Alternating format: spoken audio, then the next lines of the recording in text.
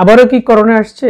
আসলে গুঞ্জন শোনা যাচ্ছে এবং খবরও পাওয়া যাচ্ছে বাংলাদেশ সহ ইউরোপ, আমেরিকা বিভিন্ন দেশে আবার করোনার প্রকোপ বেড়ে গেছে। 2025 জানুয়ারিতে এই অমিক্রনের সাবভ্যারিয়েন্ট গুলো আবার ছড়িয়ে পড়ছে, যার সাবভ্যারিয়েন্ট গুলোর নাম হলো JN1, KP1, KP2 বিভিন্ন নামে। যা নাম যাই হোক, এই করোনা কিন্তু কোভিড-19 না, এটা একটু অত সংক্রামক না এবং অত মারাত্মক না। তবে এই করোনাগুলো আপনাকে একটু সতর্কতা অবলম্বন করা উচিত। কি কি লক্ষণ নিয়ে আসে? এটা কোভিড-19 এর মতোই লক্ষণ। এতে জ্বর জ্বর ভাব থাকে, হাসি কাশি থাকে এবং নাকের গন্ধ স্বাদ এর পরিবর্তন হয়, ম্যাজম্যাজ করে এবং অশান্তি লাগে, ক্লান্তি লাগে এবং দেখা যায় যে এইটাতে হাড়ে হাড়ে ব্যথা, গায়ের বিভিন্ন অংশে হাড়ে বা জয়েন্টে জয়েন্টে ব্যথা হয়। সবচেয়ে মারাত্মক হলো এটা ফুসফুস আক্রান্ত হয় এবং ফুসফুসের জন্য কাশি হয়, ফুসফুস আক্রান্ত হয়ে খারাপ হতে পারে। তো এগুলো যতটা মারাত্মক, বেশিরভাগ মারাত্মক কিন্তু এটা একটা শিশু এবং বয়স্ক রোগীদের জন্য।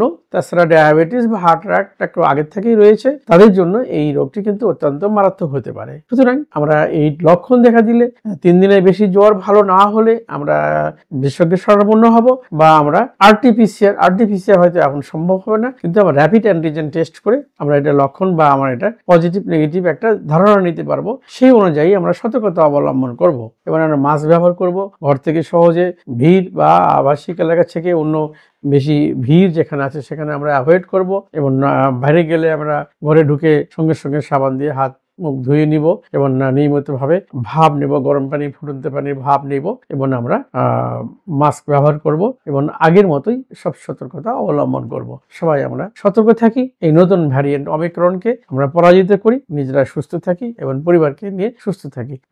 ধন্যবাদ সবাইকে।